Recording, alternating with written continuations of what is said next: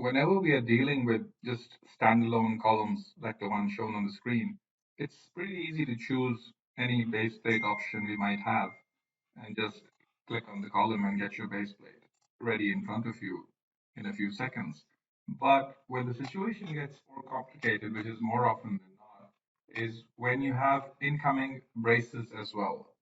Now, what happens in such cases is that the connection of the brace it tends to clash with the base plate. So I'll just show you what happens. So if I were to create a base plate over here, for example, first of all, as you can see directly, the vertical bracing is also clashing. But if we were to go ahead and create a corner base plate connection right now, a corner vertical brace connection right now, and we see that this gusset plate is clashing with this plate. And this is a major problem.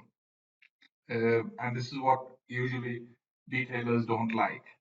And because it requires a lot of modification to this connection manually.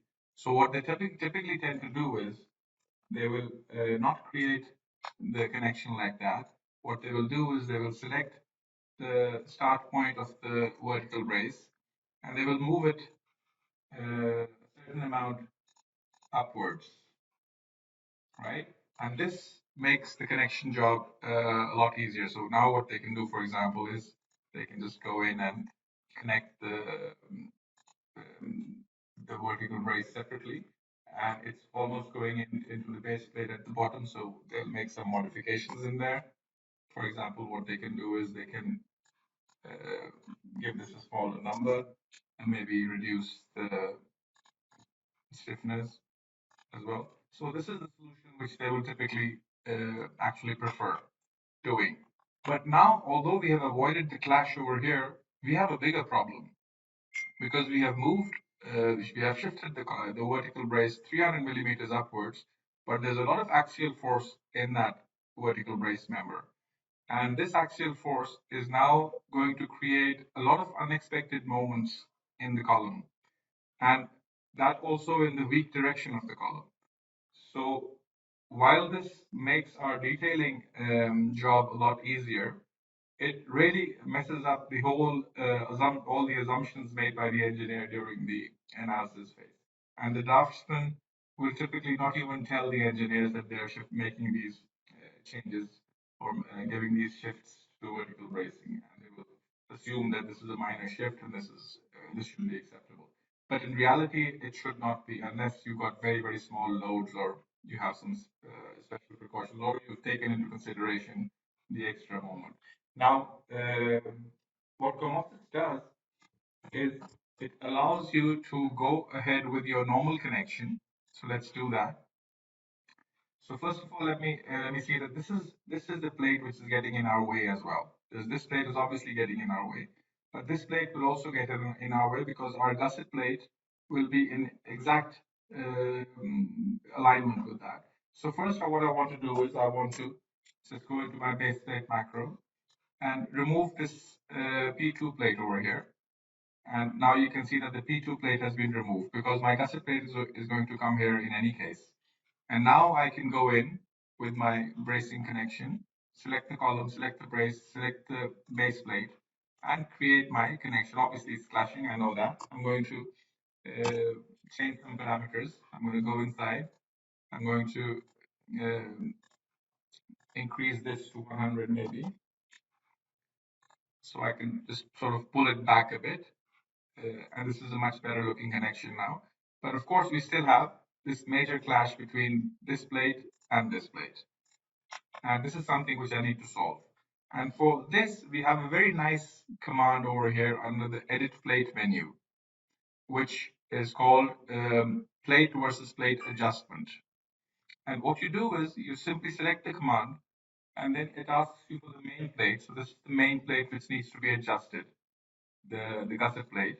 And then it asks you for the plates which are clashing with it. So I'm going to show it this plate, which is clashing with this plate, and right click.